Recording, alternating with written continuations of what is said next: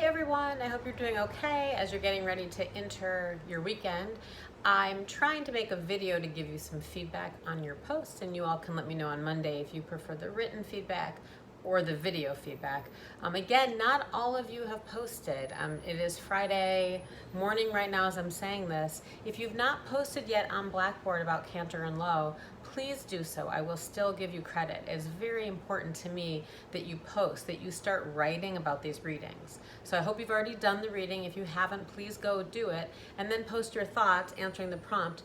The writing that you do for the readings will help prep you for your first paper, which is due in about a week, 2 weeks. So the writing that you've done in the posts you can use for your paper. Okay, in general though, those of you who did post are really getting into these texts and it's fabulous. We're not going to talk a lot about them in class on Monday because on Monday we're going to move forward and talk about the new texts that you're reading for Monday. So there are only 3 points that I kind of want to bring up that if we had had class in person I would have talked about.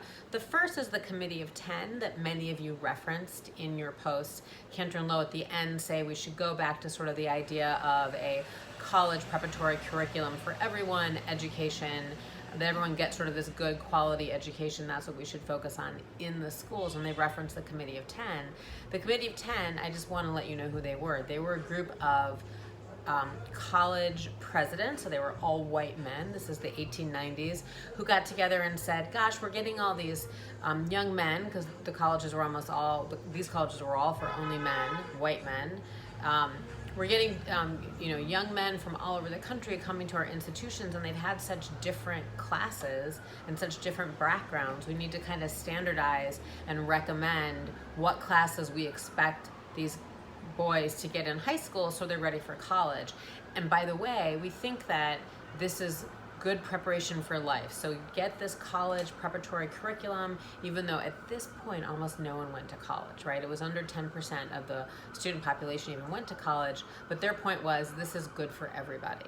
So when you think back about Kantor and Lowe's recommendation and they reference the Committee of 10, it's a little bit different once you know what they're talking about. Some of you might still agree, and some of you might be more skeptical about the notion that the sort of classical college preparatory curriculum geared mostly towards elite white young men would be beneficial for everybody, or that's sort of our tradition of the liberal arts today. We sort of think that we do some learning for learning's sake, that's not just about how will this help me get into college, how will this help me get a good job. Okay, the other thing I want to mention about Kantor and Lowe, they focus on important policy developments at the national level in relation to education. And it's nice because it's focused. But I want everyone to be aware, I'm going to say this throughout the semester, one of my big things I want you to take away from the class is that we don't have anything in our federal constitution that mentions education. So we don't have a national education system.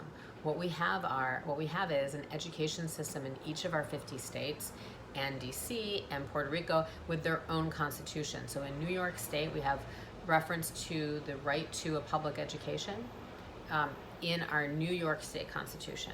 And this is true in all the state constitutions. So while the federal government, we focus a lot on it, it's really symbolic, and it oftentimes can help us sort of crystallize what's happening in all these different states. I'm sorry, there's a truck going by my house.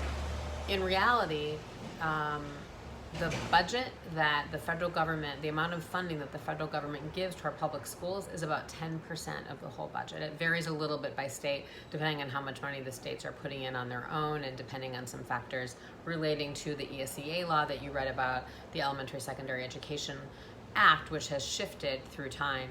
And so that can vary a little bit. So 10% is not nothing, right? For many of you, if we had to cut 10% of our own paychecks, we would really feel that and maybe have trouble paying our bills, which is why states respond to these federal initiatives. They don't want to lose their funding because it would hurt. We would definitely notice it in New York if we lost our federal funding.